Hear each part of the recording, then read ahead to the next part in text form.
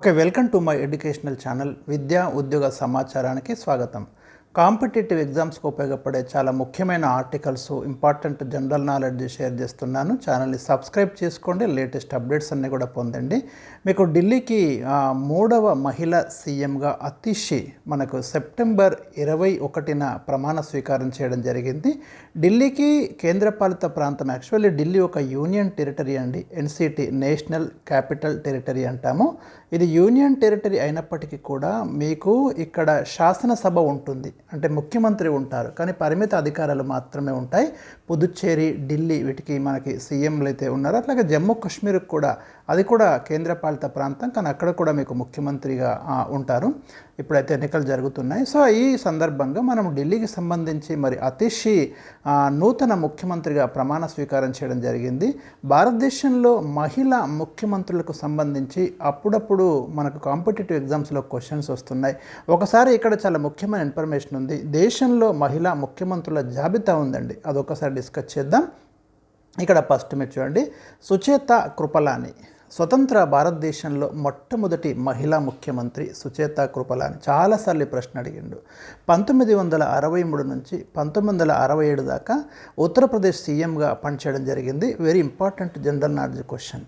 Next చూడండి, దేశంలో రెండవ మహిళా సీఎం నందిని శతపథి. 1972 నుంచి 1976 వరకు ఒడిషా ముఖ్యమంత్రిగా పనిచేయడం జరిగింది. ఇందిరాగాంధీకి అత్యంత సన్నిహితురాలని మీకు ఇక్కడ మెన్షన్ చేయబడింది. నెక్స్ట్, శశికళ కకోత్కర్. మహారాష్ట్రవాది గోమంతక్ పార్టీ నేత శశికళ కకోత్కర్ మీకు గోవా, డయ్యూ డామన్కు 2 పర్యాయాలు ముఖ్యమంత్రిగా వ్యవహరించారు. 1987లో గోవాకి రాష్ట్ర హోదా లభించింది.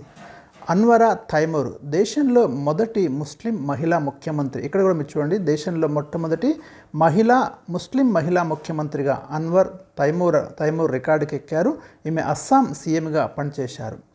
విఎన్ జానకి రామచంద్రన్, తమిళనాడు దివంగత ముఖ్యమంత్రి ఎంజీఆర్ భార్య విఎన్ జానకి రామచంద్రన్ తమిళనాడు తొలి మహిళా సీఎంగా చరిత్ర సృష్టించారు. జయలలిత, ఎంజీఆర్ శిష్యురాలు, డిఎంకే నేత, ప్రముఖ సినీ నటి జయలలిత 6 పర్యాయాలు తమిళనాడు సీఎంగా సేవలందించారు. దాదాపు 14 ఏళ్లకు పైగా ముఖ్యమంత్రి పదవిలో కొనసాగారు. మాయావతి, బహుజన సమాజ్ పార్టీ అధినేత మాయావతి 4 పర్యాయాలు ఉత్తరప్రదేశ్ సీఎంగా వ్యవహరించారు. మొత్తం 7 సంవత్సరాల పాటు పదవిలో ఉన్నారు. రాజేందర్ కౌర్ బట్టాల్, పంజాబ్కు ఇప్పటిదాకా ఏకైక మహిళా సీఎంగా రాజేందర్ కౌర్ బట్టాల్ రికార్డుకెక్కారు. తదుపరి మహిళా ముఖ్యమంత్రులలో Rabri Devi, RJD chief Lalu Prasad Yadav jail పాలు కావడంతో ఆయన భార్య రబ్రీదేవి బీహార్ ముఖ్యమంత్రిగా పనిచేశారు. బీహార్లో ఇప్పటి వరకు ఏకైక మహిళా సీఎం రబ్రీదేవి. ఇట్లాంటి ప్రశ్నలు వస్తాయి.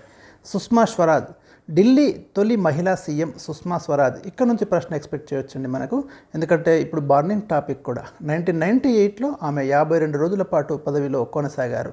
షీలా దీక్షిత్, ఢిల్లీ రెండో మహిళా సీఎం షీలా దీక్షిత్ 1998 నుంచి 2013 దాకా 15 ఏళ్ల పాటు ముఖ్యమంత్రిగా కొనసాగారు.